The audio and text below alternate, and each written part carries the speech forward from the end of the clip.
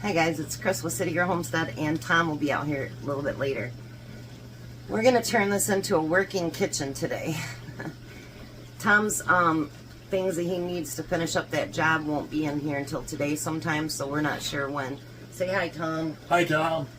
So we decided he went out and harvested all of our beets. None of them are really big, but that's fine.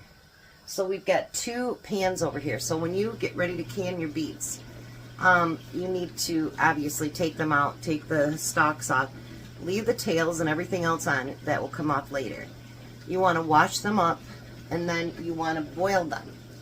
They're going to boil probably 35 minutes or so until they're tender, because that will make the skins come off so much easier. Like, so much easier. Like, so much easier. So we're going to do those, and then there'll be another canning project that we'll do, and in between we're going to clean the house and do all that stuff, because everything is steps. Right now we're washing the jars. We got our sheets going, got the beets going. So we're going to have a busy day. We're multitasking, yes we are. So we're going to get some beets done today. We haven't decided if we're going to slice them or dice them, what we're going to do. But I guess by the time we get to it, we'll know. So we'll be back when these are ready to cool down and put back into cold water. Alright, hi Tom. Hi, Tom. So we got all this, all of them cooled down. They're still a little bit warm, but not bad. So I'm going to teach Tom how to do these too. So we're going to get all these cleaned and put in here. Then we're going to show you what we're going to do next. So you have a knife over there. You want to grab a beet, and you want to cut each end off. Then, because we boiled them, if you notice, the skin comes right off. And if you want to, so you're not such a mess, you can actually, wear gloves or whatever. It doesn't bother me. It'll come off. Even if it takes a day or two, it'll come off.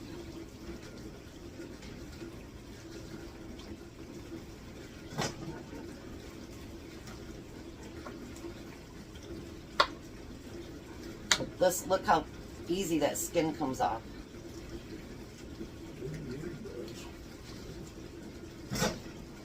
What are you doing so that you don't think it does?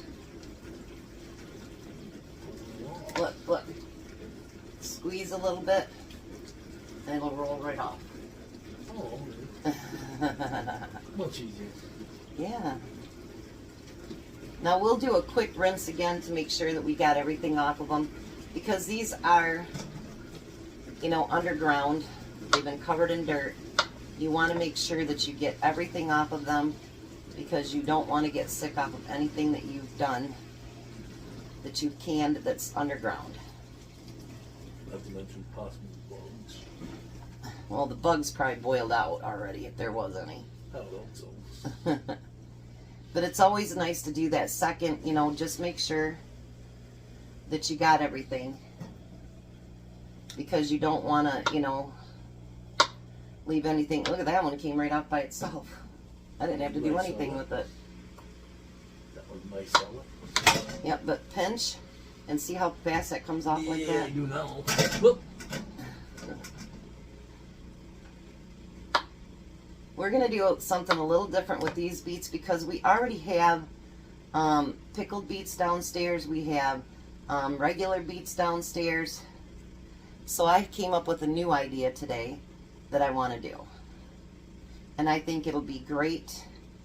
And if you're not a canner, once you blanch these like this, you can slice them, dice them, whatever you want to do, and you can freeze them.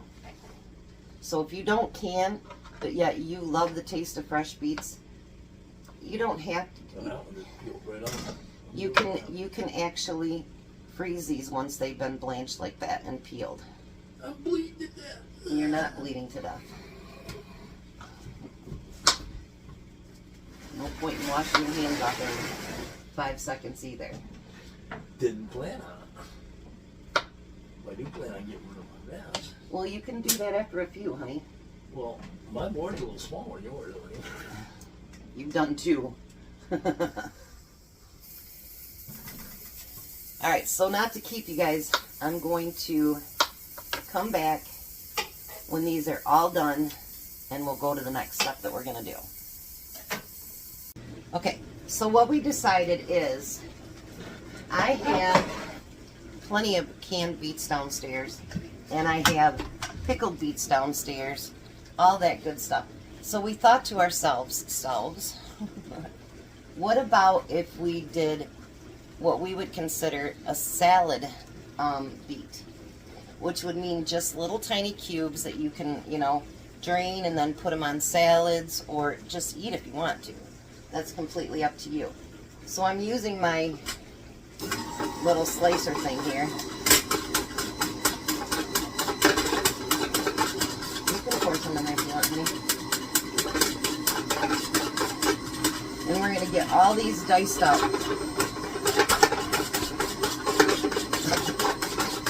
Because there's no way you could dice these up this fast yourself. And then let me show you. They're going to be about like this size right here. So, they'll be perfect for salads and stuff like that.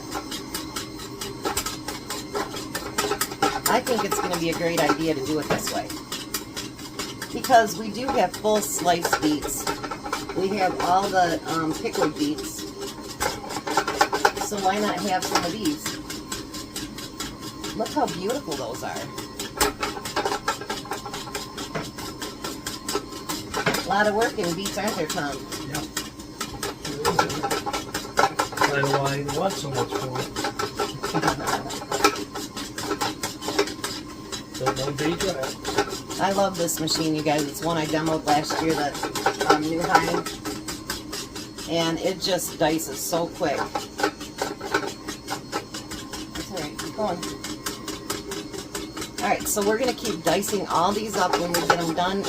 We're going to get everything cleaned up, the machine put away, and then we'll be back and show you what we're doing next. Alright, so we got everything washed up. I tell you, canning can be a lot. Tom's learning that today, aren't you? Mm-hmm. Alright, so we have all of our diced beets. I'm going to try to get at least 8 jars. We'll see what we get. So now I'm going to use a scoop, and we're going to put those right down inside. And you can go right up to the inch head space with the beets.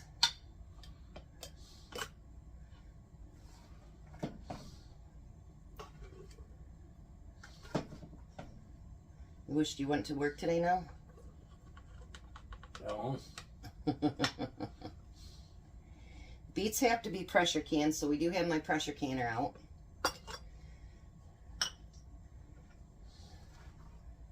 And we're going to just keep filling these jars. Now the canner will take 9, the pressure canner will. So if I do have a bunch left, I can do a 9th jar, which is no big deal. That one's got way too much in it. Well, maybe not. Because you can push them down so that they'll fill in. When they cook, they're going to go down anyway. Yep. As long as they were down to start out with. Alright, so let me get these filled up, and then I'll be right back. So we got 9, and there's still some left, and I'll show you what I'm going to do with those.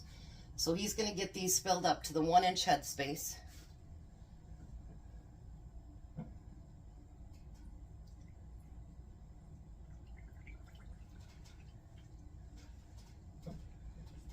And then we're going to debubble them, and then we'll know if we need to add more water after that. Make sure you debubble because there is stuff in there, and this one's definitely going to need more water. Right to there. Good. Too much, but that's all right. Go ahead and keep filling them. You're going a little bit more than the inch, and you don't want to do that.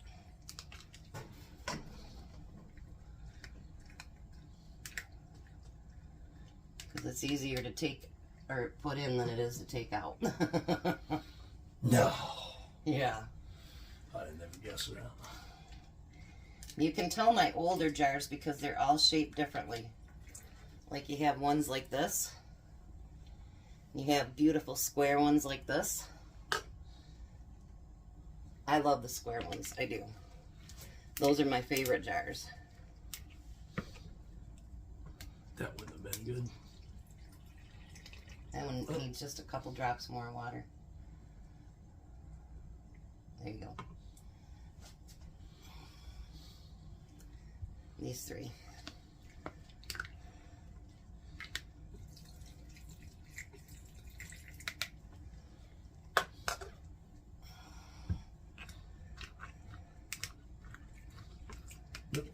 This one needs a tad bit more. Right till there. He's learning, you guys. There. I need water in that one.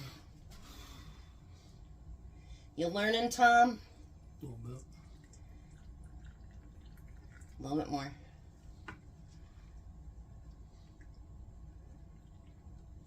That's good.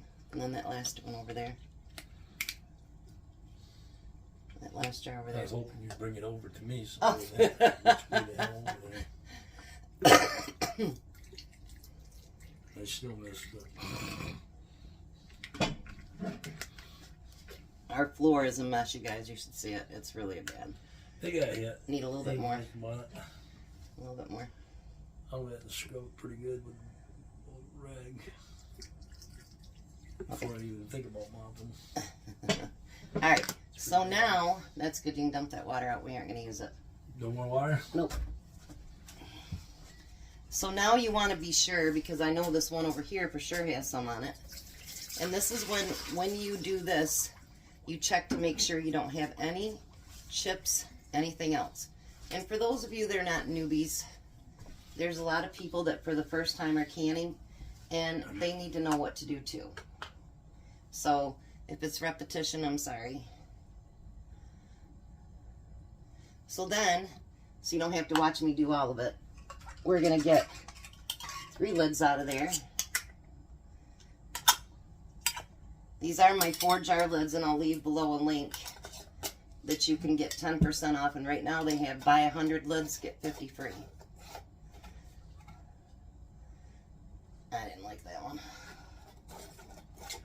Went down like that. There you go. You can start putting them in the canner, please.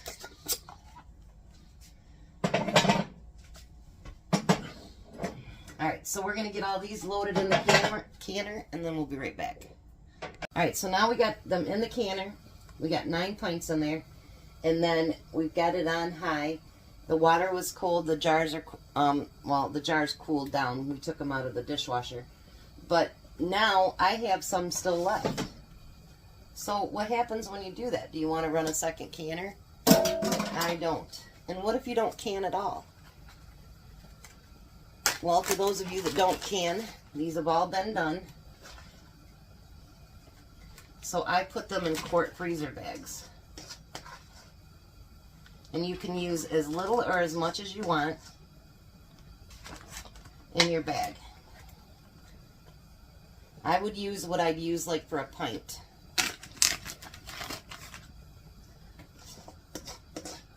Maybe you were right, Tom. Maybe 2 quart bags will be enough.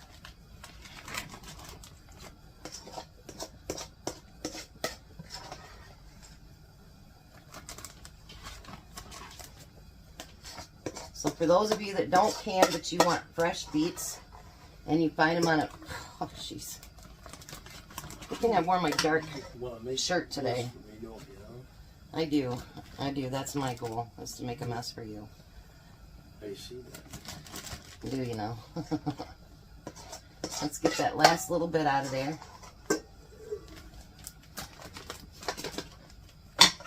We're going to put that in the sink. Something else for me to wash up.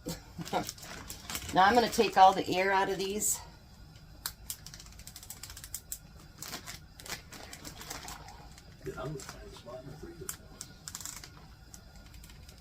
And then so it doesn't take up a lot of room in your freezer, I get them flat. And then I will label it. Yeah, because I could look like raspberries by the time we get them cold. Well, I got to find my marker, but I will label it Beets and then the month that we're doing it. So now I'm going to have 9 pints ready to use anytime for a salad. And I'm going to have 2 quart bags that'll have about a pint apiece in them that we can use for salads too. So if you don't can, don't freak out. It's okay. You can still freeze them, but make sure that you do the cooking, because believe me, otherwise you'll be all day trying to peel them. It will be crazy and mind-racking, and you'll be like, oh, I don't want to do this again. So now you want to get that canner up to a full steam. Once the vent pipe, can you pull, okay, right there. Once that vents for 10 minutes, then we're going to put our jiggler on, and I'll come back. All right, so it's been 10 full minutes. Now we're going to put the jiggler on it. Just slide it right down there. There you go. Now once that starts jiggling at a nice, then we're going to set the timer for 30 minutes. So there we go. 9 beautiful pints of what we're going to call salad beets. Look at those. Aren't they beautiful? You guys have a blessed night and be a blessing.